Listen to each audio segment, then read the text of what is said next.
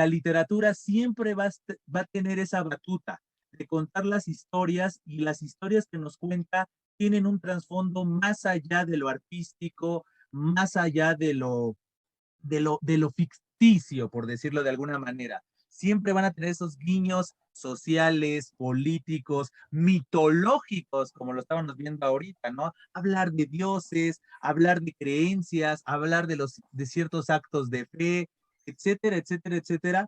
Los cuentos de hadas no dejan de ser eso, ¿no? No dejan de ser esas muestras representativas de las creencias de las personas, porque nosotros podríamos caer en, pues es ficción, ¿no? Eso que de ahí no pasa, ¿no? Del libro, de la pantalla no pasa, pero en el trasfondo son miedos genuinos, por algo nos hacen sentir, nos hacen pensar, como lo hemos visto, ¿no? Estamos hablando de apropiación cultural, de conquistas, de genocidios, y hace unos minutos estamos hablando de un problema actual y muy presente que se está verbalizando, que se está dando a conocer, que es la violencia hacia las mujeres, pero podríamos hablar de violencias hacia otro tipo, ¿no? Violencias hacia los pueblos originarios, violencia hacia las denominadas minorías de cualquier tipo, hacia el otro, lo que mencionábamos hace unos minutos, la violencia hacia el otro, y hay unas de estas historias nos sirven para darnos a conocer las consecuencias de esas violaciones y vejaciones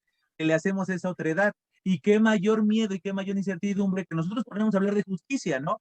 Al final terminó en la cárcel, al final terminó con una condena. Pues en esta época donde la violencia está muy, muy normalizada, pues eso no nos genera miedo, ¿no? Porque si no, pues con la simple creación de leyes, pues ya todas las sociedades se estabilizarían y se tranquilizarían. La realidad es que necesitamos un castigo ejemplar, y ahí es donde muchas veces radican los cuentos de hadas, porque desde los orígenes de los cuentos de hadas ya había normativas, ya había reglas, ya había alguien que tomara la directriz de dichas normativas, pero aún así había violencias, aún así había ciertas rebeliones que entonces se valían de los cuentos, se valían de los relatos para mostrar las consecuencias de haberse rebelado, de no haber seguido el status quo, la normativa. Hoy en día lo seguimos viviendo con estas adaptaciones que bien nos mencionabas, Julio.